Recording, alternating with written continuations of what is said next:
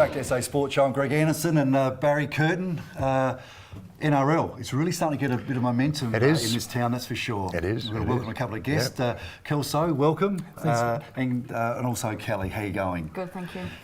It's starting to get a momentum, isn't it? Yeah, it is. It is, Greg. Season's kicked off. We've run and won our women's comp, first ever one in South Australia. The men's have kicked off into round 2, heading into rep weekend this weekend for not round 3, but weekend 3. So yeah, it's all happening and it's busy time for us. We spoke a little bit off air about the women's comp. The women's comp is finished. Yep. It was all over. Yep. How did you go? The women's comp's growing. It's definitely probably our largest growth area, as I think it is across the board for many sports in South Australia and Australia-wide. We've got 3 teams going at the moment: Southern Storm, Western Warriors, and the Roosters. We saw a great grand final. It was very close, 18 points to 14, and we saw some really good standout players in that I think will be back because we're looking at bringing in a summer competition to retain those players. Yeah, so much scope for growth in the women's game at the moment, isn't it? In all sports, but you say 3 teams? Yeah, we've currently wow, got 3 you could teams. really grow that, can't you? Really, Yeah. If you think about it now, what happened in the AFLW, what happens with the soccer, with the girls, it's amazing. You could easily grow that. You could double that in the next couple of years with teams. Yeah, I think the key for us is really trying to create a pathway, elite pathway. We see that now with the women's AFL, with women's cricket, and I think that we can follow that. And we've got some exceptional talent. We've got some young talent that I think really could make an impact in the NRL nationally as professionals. So we've just got to strive to create those pathways for those players, I think. Yeah. And Kelso, you're the game development manager. How are you finding? I think you've got 4 teams in the men's competition, but there's a great pathway, to represent your state and represent your country from the competition here in Adelaide. Oh look, from the competition from this weekend, from our rep round, we'll pick a state representative men's team, and we'll send that to a CASS championship, which is the Combined Affiliated States Championship. From there, just explain that, because that was quite interesting, because that's actually your teams or states that obviously aren't New South Wales or perhaps Victoria, the strong, or Queensland, the strong states that play NRL. So the other states. Yeah, it's called the CASS Championship, so Combined Affiliated States.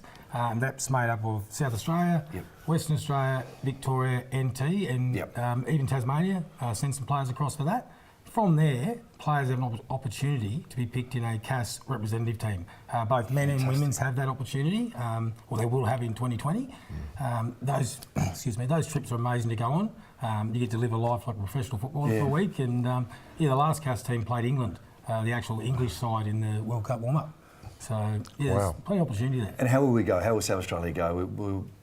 Oh look, we'll be honest about that. It's a battle, bigger competitions in Western Australia and Victoria. Okay, so that means more players to pick from. But we're confident of sending a reasonably strong team away this year. We've got a new state coach in Ben Ramsden, and he's confident of getting that team on the park and performing to the best of their ability. Expats, be a lot of expats playing the game that are moved to South Australia through business or through whatever, family. Are you finding you're getting some guys outside of that are playing? Look, I think the key there, Barry, is we do get expats that are moving from interstate or from overseas.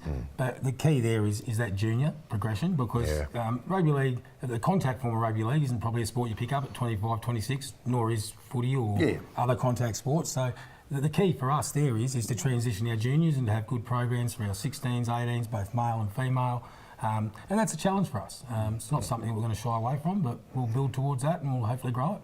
So Kelly, you're from London, from overseas, came here, obviously many years ago. You've really enjoyed a great career here in Australia, but South Australia with NRL. What's been a bit of the pathway? I mean, it's come to an Aussie rules sort of country, but your passion is league. I'll forget my insult that you call me. I don't know whether I'm a northerner, but I'll let that go.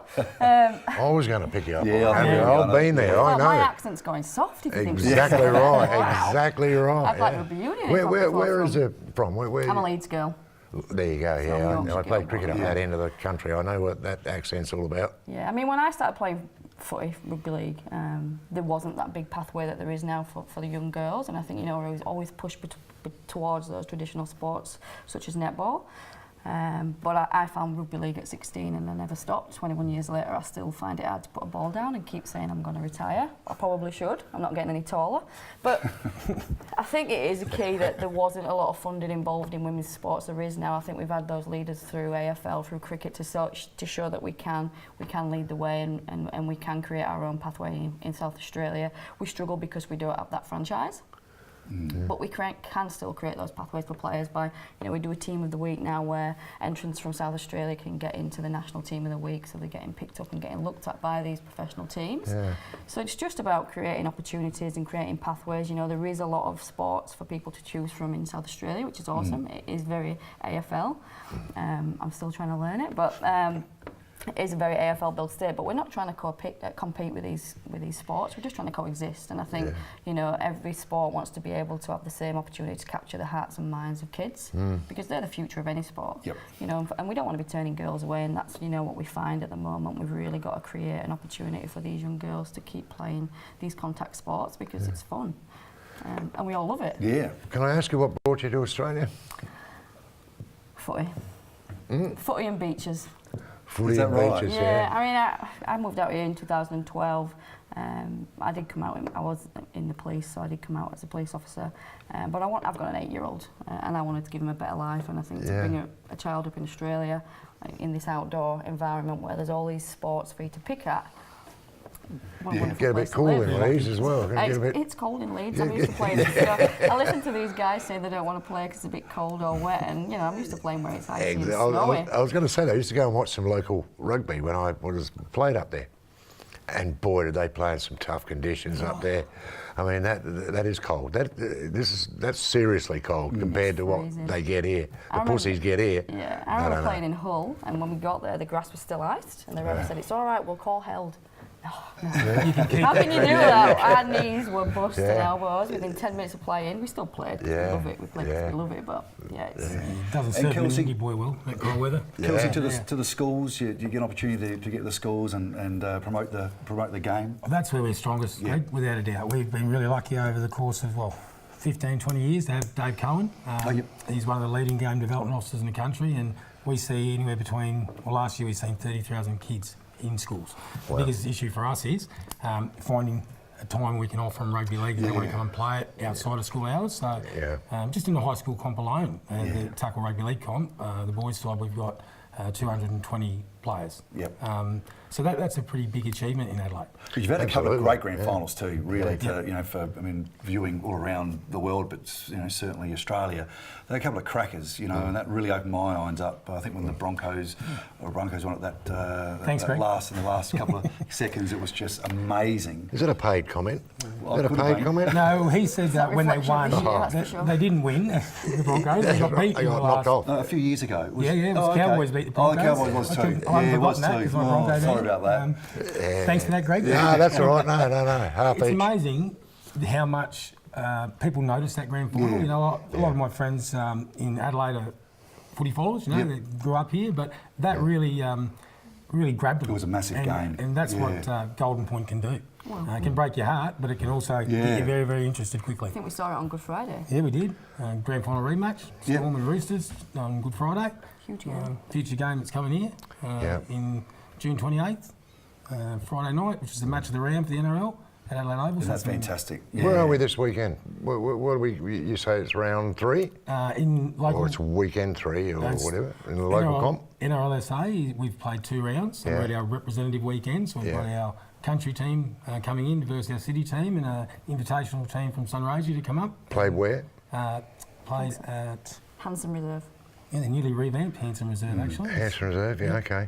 So someone's interested now and they want to contact you, what do they do? Best way, the quickest and easiest way is to jump on a computer, go to playnrl.com, and you just follow your instructions. Okay. And you could get to win the Kelso McEwan award as well. That's fantastic. I hope it's the Kelso McEwan award, Greg, but look... What an honour, really, It is. It's a little embarrassing sometimes, but if you know my history with rugby league in South Australia, you'll know that I'm very passionate about it. Yeah. And that was a huge honour for me to be able to have an award named after me. What award is it? It's the Player of the Year. Like the medal, the medal, okay. The top one. Oh, the top excellent, one. excellent. Yeah, no mucking around, without No, guess. excellent. It's a big honour, that's for sure. For sure, yeah. Well, all the very, very best, and thanks Yeah, good so much luck. for coming in, and all have a great time just pushing your great game into South Australia. Thanks, guys. Fantastic. Thanks for having us. Back shortly.